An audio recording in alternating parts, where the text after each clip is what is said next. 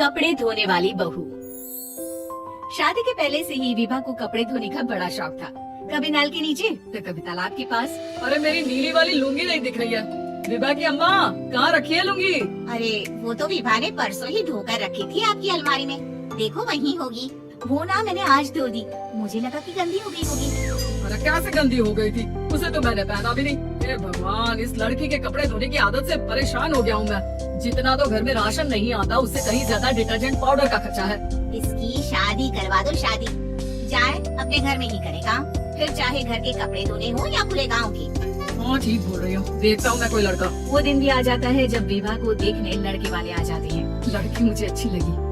होने वाली सास कहती है, बेटी अगर कुछ पूछना है तो पूछ लो।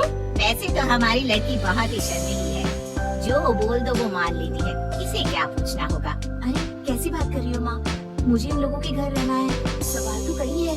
हाँ हाँ बेटा पूछ लो ना, क्या पूछना है। आप लोगों के घर कपड़े कौन धोता है?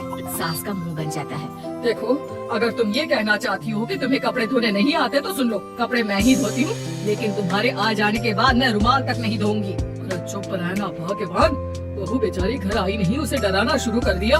वो क्या है ना बिटिया, अभी तक तो ये कल्लू की माँ ही धोती थी, लेकिन अब तुम्हारे पापा तो दहेज में वॉशिंग मशीन देंगे ही। तभी विभा की माँ बोल पड़ती है, सवाल भी पूछा तो क्या। वैसे भाई साहब, मशीन की तो फिर भी कपड़े धोने की कैपेसिटी होती है, मतलब जो बिटिया दे रहे हैं ना विभा, इसे कपड़े धोने का बहुत शौक है। ये आप लोगों की क्या, आस पड़ोस गांव मोहल्ले सबके कपड़े धो दे और उफ तक ना करे। बाहर देखा नहीं आपने कितने कपड़े सूख रहे हैं, सब हमारी बिटिया नहीं तो धो रहे हैं। बस भी करो ना माँ, शर्म आ रही है इतनी तारीफ सुनकर। और तो और एक दाग निकाल कर दिखाओ तो मान जाओ। हाँ अच्छा अच्छा, माफ करना बेटा, मैंने गलत समझा, हमें तो रिश्ता बहुत पसंद है। और ऐसे जुड़ जाता है रिश्ता कपड़े धोने का शौक रखने वाली विभा का। उसकी शादी हो जाती है कोयला फैक्ट्री में काम करने वाले कल्लू के साथ। शादी के बाद अचानक विभा चिल्लाती हुई सास के पास आती है, सासू माँ, अरे सासू माँ कहाँ है आप? ये तो धोखा है, धोखा दिया आप लोगों ने मुझे। इस ससुर के चक्कर के बारे में पता चल गया। अरे तो उसमें तुझे क्यों धोखा मिला है? अरे नल में पानी नहीं आता, कपड़े कैसे कब धुलेंगे? अच्छा अच्छा, तू पानी नहीं आ रहा उसकी बात कर रही है? तो आपने क्या सोचा? कुछ नहीं। अच्छा तेरी माँ ने कहा था कि कपड़े धोने का शौक है, तुझे याद आया मुझे। शौक शौक बोलकर कपड़े धोने वाले मेरे चुनौल को कब ना आके सासू माँ, कपड़ा धोना मेरा गुरूर है। तभी पति भी वहाँ आ जाता है। अभी अभी मैंने इसे सनी देओल की फिल्म दिखाई है, उसी के डायलॉग मार रही है माँ। अच्छा सुन, साफ साफ बता रही हूँ, पानी सुबह 4 से 6 और शाम को 10 से 12 आता है, समझी? विभा टाइमिंग सुनकर हैरान हो जाती है। ये क्या भूतों का मोहल्ला है? सुबह 4 बजे उठकर कौन कपड़े धोता है? 4 बजे टंकी में पानी जाता है, फिर सारा दिन धोना ना, किसने मना किया? अरे कैसी बात कर रही है? 200 लीटर की टंकी में कितने कपड़े धो लूंगी मैं? सुबह ही उठ जाऊंगी मैं। अब क्या था, विभा सुबह 4 से लेकर रात के 12 बजे तक कपड़े ही धोती रहती।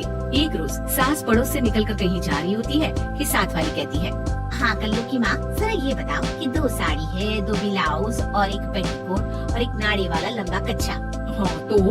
अरे तो क्या कितना लोगी धुलाई, ये बताओ। धोबन दिख रहे हैं हम क्या? हमारे पति सरकारी नौकरी से अभी अभी रिटायर हुए हैं और बेटा सुपरवाइजर है कोयला फैक्ट्री में। धोबन समझ रखा है हमें। हाय रे कल्लू की अम्मा, माफ कर दो, वो तो मोहल्ले में यही सब बता रहे थे कि तुमने बहू को कपड़ा धुलवाने के काम में लगा दिया है। सास को पड़ोसन की बात सुनकर गुस्सा आ जाता है। वो घर पहुंचती है जहाँ घर के बाहर ही इतने सारे कपड़े सूख रहे होते हैं जितने कि किसी धोबन के घर पर। अरे ओ कल्लू की दुल्हन, बाहर निकल। माँ जी यहीं आ जाओ, बाथरूम में चादर धो रहे हैं हम। अरे अभी हम धोते हैं, तुम तो बाहर निकलो। ये आस पड़ोस वाले बोल रहे हैं कि हम बहू से कपड़े धुलवा कर उसे कपड़ा धोने वाली बना दिए हैं। अरे छोड़ो ना माँ जी, किन लोगों की बातों में आती हो? आस पास के लोगों का तो काम ही होता है कि वो किसी तरह सास बहू को लड़ा दे। बहू सारे घर के कपड़े धोती है, ये क्या कम है? बोलिए।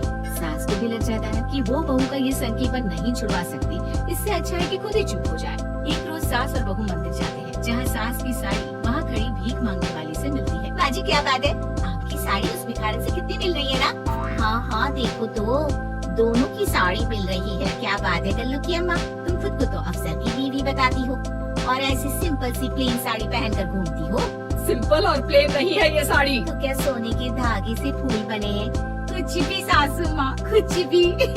हाँ बने थे इस साड़ी में सोने के धागे से फूल, मेरे पति लेकर आए थे मद्रास से स्पेशली मेरे लिए 10,000 की। ताहे भाई साहब इस भिखारन के लिए भी सेम टू सेम साड़ी लेकर आए होंगे 10,000 की। सास उस वक्त कुछ नहीं कहती, लेकिन बहू के साथ घर आती है और अलमारी से एल्बम निकाल कर लाती है। ये साड़ी देख रही है, ये वही साड़ी है जिसे मैंने अभी पहना था। इस साड़ी में ये जो चमकदार फूल दिख रहे हैं ना, ये सोने के धागों से काटे गए हैं। लेकिन तू लोकल वॉशिंग मशीन ब्रश से घिस घिस कर सारे फूलों को निकाल कर साड़ी पेंट कर दी। मुझे माफ कर दीजिए सासू माँ। और तो और, जब मैंने तुझे तेरी गलती के लिए कुछ नहीं कहा, लेकिन तूने तो सबके सामने मेरा मजाक ही बना दिया। क्यों? बहू को समझ में आ जाता है कि अब से उसका कपड़े धोना बंद।